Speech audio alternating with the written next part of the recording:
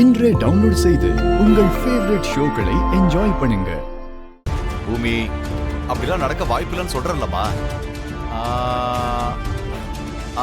ஒண்ணு வேணா பண்ணலாம். இந்த தத்தெடுக்கிற விஷயம் மட்டும் நின்னு போச்சுன்னா நீ அவனை சந்திக்கிறதுக்கு வாய்ப்பு இருக்கு. லாஸ்ட் மினிட்ல சொன்னாலும் கரெக்டா தான் சொல்லிருக்கீங்க மாமா.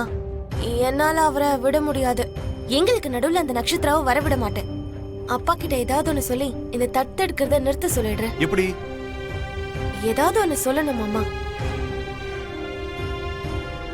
ஷோபா, வாழ்க்கையில நான் எந்த ஒரு விஷயத்தை எப்போ செஞ்சாலுமே உன்கிட்ட சொல்லாம நான் செஞ்சதே இல்லை. இன்னைக்கு நான் பூமியை தத்தெடுக்கலான்னு இருக்கேன். நீ எந்த உலகத்துல இருந்தாலும் என் பக்கத்திலேயே இருந்து இது எல்லாத்தையும் பார்த்துக்கிட்டே இருப்பேன்னு நம்புறேன்.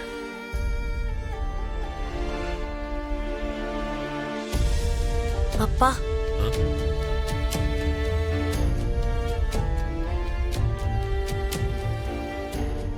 உங்ககிட்ட கொஞ்சம் பேசணும்.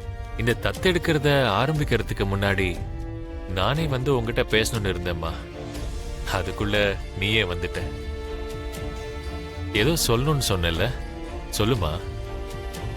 இல்லப்பா, முதல்ல நீங்க சொல்ல வந்தது சொல்லுங்க.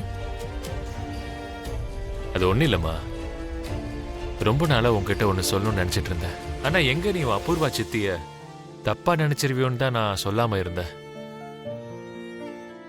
எல்லாரும் நினைக்கிறது தான் அவளும் சொன்னா. நீ எனக்கு ஏதோ தகாத உறவுல பிறந்தேன்னு எல்லாரும் நினைச்சிட்டு இருக்காங்கம்மா.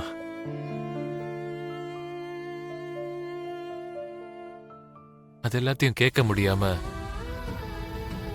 உன் அபூர்வா சித்தி எங்கேயாவது உன்னை தூரமா ஹாஸ்டல்ல சேர்த்து உன்னை நல்லா பாத்துக்கலான்னு சொன்னா. அந்த நேரத்துல எனக்கும் அதான் கரெக்ட்னு தோணுச்சு.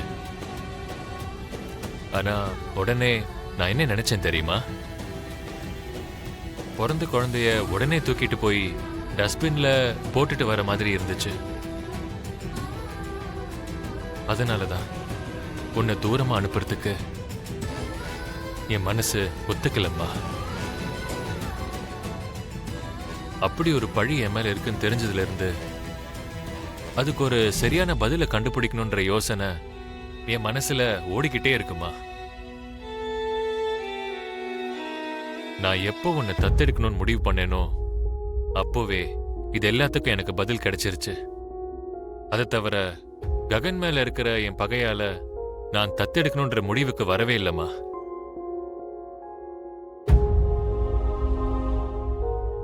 நான் சொன்ன இந்த விஷயத்தை நீ நம்புறல? நம்புறேன்ப்பா.